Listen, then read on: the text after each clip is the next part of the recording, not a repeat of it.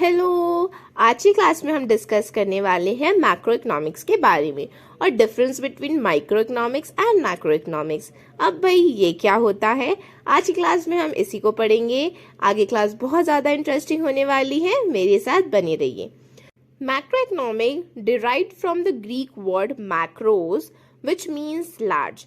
जो macroeconomics है वो डिराइव्ड हुई हमारी ग्रीक वर्ड से जिसका मतलब है मैक्रोस, जिसका वर्ड है मैक्रोस और जिसका मतलब है लार्ज। ठीक है, मैक्रोस मीन्स लार्ज। तो आप इससे वही बात बोलिए कि भाई मैक्रोस का मतलब क्या है, लार्ज होता है, बड़ा होता है।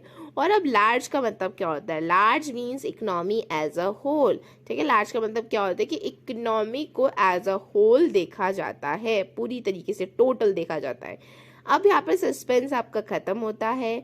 आपको मैंने प्रीवियस वीडियो में बताया था MICRO का मतलब, आई का मतलब वहां पर था इंडिविजुअल माइक्रो में, और मैक्रो में जो ए का मतलब है वो है एग्रीगेट, और एग्रीगेट का मतलब होता है टोटल। ठीक है, फिर हम बात करते हैं अपनी मीनिंग ऑफ मैक्रो इकोनॉमिक्स की, वो क्या है।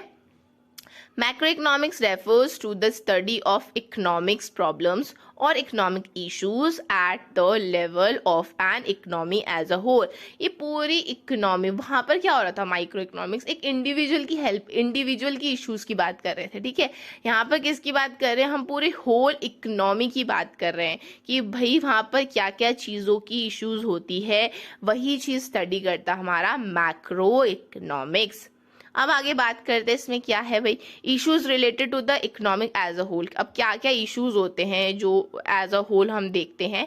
पहला है इसमें हमारा इक्विलिब्रियम इन द इकोनॉमी। अब इक्विलिब्रियम क्या होता है, इक्विलिब्रियम इतना बड़ा वर्ड है, डरने की बड़ी बात नहीं है। ठीक है, इक्विलिब्रियम का मतलब होता है आपका इक्वल। ठीक है, इक्वल होना। अब यहाँ पर बोला गया है पहला पॉइंट आपका कि इक्विलिब्रियम इन अ इकोनॉमी, मतलब एडी का मतलब है यहाँ पर एग्रीगेट डिमांड, और एएस का मतलब है आपका एग्रीगेट सप्लाई।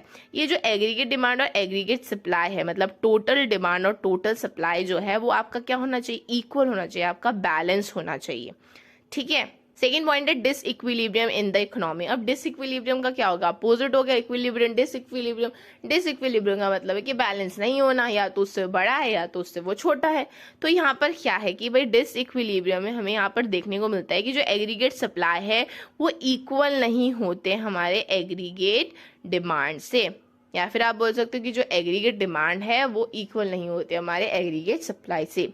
थर्ड पॉइंट है हमारा करेक्शंस ऑफ डिसइक्विलिब्रियम। अब डिसइक्विलिब्रियम पे जो भी चीज इक्विलिब्रियम नहीं हुई है, ठीक है, डिसइक्विलिब्रियम की कंडीशन आ रही है, उसको करेक्ट करना, उसको सॉल्व करना किसका काम है, करेक्शंस ऑफ डिसइक्विलिब्रियम का। अब आगे देखते हैं वो कैसे करता है। यहाँ पर बात करते हैं हम कंपोनेंट्स ऑफ मैक्रो इकोनॉमिक्स की। ठीक है, ये कंपोनेंट्स है हमारे मैक्रो इकोनॉमिक्स की, जो अभी हमने पढ़ा वो इश्यूज थे। ठीक है, अब क्या है, देखो दोनों चीज अलग अलग नहीं है, बिल्कुल सेम ही चीज है, बस उसको इश्यूज के रूप में दे दिया गया है, यहाँ पर कंपोनेंट के रूप में यहाँ पर आपको बता रहे हैं हम, बस उस पर क्या क्या फोकस किया जाता है इन सब चीजों पे वो हम मेनली यहाँ पर देखेंगे। ठीक है, तो theory related to the equilibrium in the economy. अब वो क्या देखता है कि भाई जो उनकी जो एग्रीगेट सप्लाई है और एग्रीगेट डिमांड है उसकी जो पोजीशन हो वो क्या हो, इक्वल हो। ठीक है, अब हम बात करते हैं disequilibrium in the economy की। ठीक है, डिस इक्विलिब्रियम का मतलब क्या है कि भाई एग्रीगेट सप्लाई और एग्रीगेट डिमांड एक दूसरे के बराबर नहीं होगा, या तो वो उससे बड़ा होगा या तो वो उससे छोटा होगा।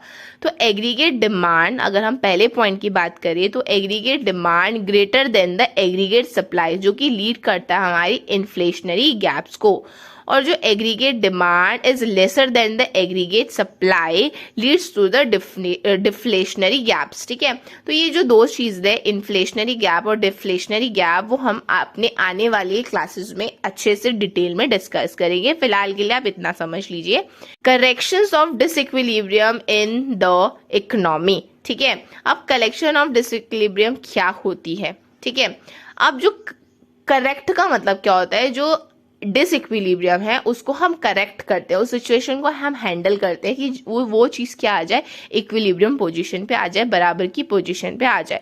तो पहला यहाँ पर है मॉनेटरी पॉलिसी, सेकंड है fiscal policy, and third is your exchange rate policy. ये गवर्नमेंट के थ्रू दी गई है, ठीक है। तो पहला है आपका मॉनेटरी पॉलिसी। क्या होता है, वो फोकस करता है सप्लाई ऑफ मनी पे और credit by the commercial bank पे। फिस्कल पॉलिसी का मतलब क्या है, ये फोकस करता है गवर्नमेंट बजट पे और budgetary deficits in the economy पे।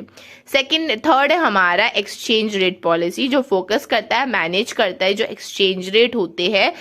बीओपी का मतलब होता है बैलेंस ऑफ पेमेंट, जिसको इक्विलिब्रियम पोजीशन पे लाने का काम करता है, ठीक है। नेक्स्ट हम बात करते हैं जो कि बहुत ज्यादा इंटरेस्टिंग है हमारे उसमें, क्योंकि हर बार 2 या 3 मार्क्स में या 5 मार्क्स में पूछ लिया जाता है सीबीएसई के पैटर्न में। वो है difference between micro economics and macro economics. तो भाई माइक्रो इकोनॉमिक्स क्या होते हैं, मैक्रो इकोनॉमिक्स क्या होता है, ये आपने पढ़ लिया। अगर आप बिना इस चीज को देखकर आप डिफरेंस बिटवीन बता सकते हैं तो मेरा इस वीडियो का बनाने का मोटिव बिल्कुल फुलफिल हो जाएगा।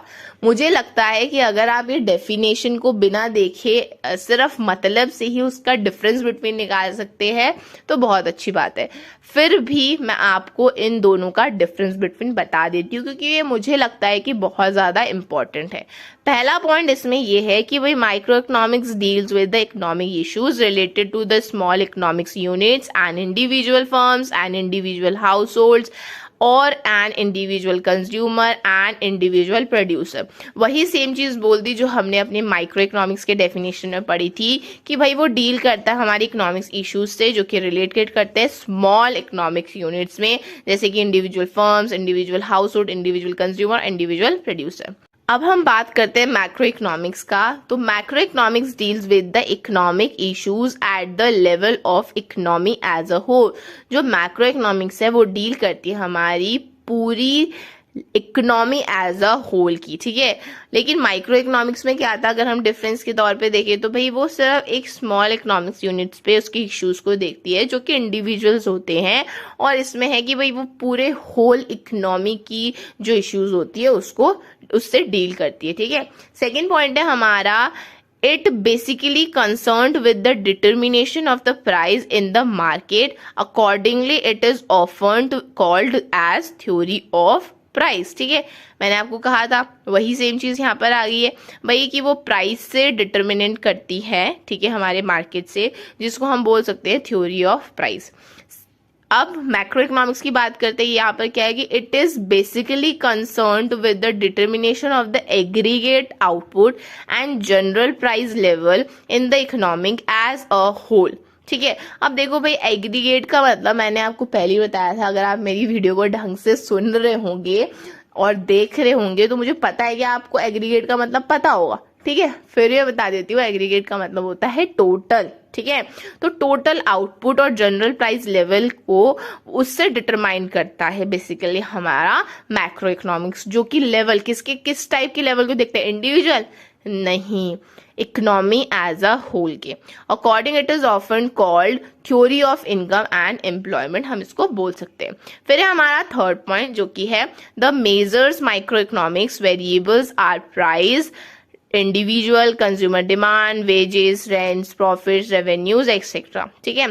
फिर है मैक्रो इकोनॉमिक्स में कि the major macro economics variables are aggregate price, total aggregate price, aggregate demand मतलब total demand, aggregate supply total supply, ठीक है, इन्फ्लेशनल, अनएम्प्लॉयमेंट एक्सेट्रा। आगे बात करते हैं हम, आगे हमारा माइक्रो इकोनॉमिक्स में वेरियस थ्योरी स्टडीज आर, जो माइक्रो इकोनॉमिक्स स्टडीज करती है हमारी वेरियस थ्योरी, जो मैंने आपको पहले भी बता रखा है, theory of individual consumer behaviour and demand, theory of individual producer behavior and supply, theory of price determinations under the different market condition, ठीक है। मैक्रो इकोनॉमिक्स में क्या है, मैक्रो इकोनॉमिक्स में हमारा various theory studies are theory of national income की theory को study करना, ठीक है, थ्योरी ऑफ मनी मतलब पूरी जो थ्योरी ऑफ मनी है जो हमारी इकोनॉमिक एज अ होल में देखी जाती है उसको स्टडी करना, theory of general price level उसको स्टडी करना, थ्योरी ऑफ एम्प्लॉयमेंट स्टडी करना। और आप इस टाइप से भी बोल सकते हैं कि भाई किस चीज को स्टडी करना, इक्विलिब्रियम को स्टडी करना हमारी इकोनॉमी में, डिसइक्विलिब्रियम को स्टडी करना हमारी इकोनॉमी में, और साथ साथ में करेक्शंस करना डिसइक्विलिब्रियम का। आप ये सब पॉइंट्स भी इसमें लिख सकते हैं, बस उसको सेपरेटली बता दिया गया है, बाकी सारी चीजें वही हैं। Thank you so much for watching till the end.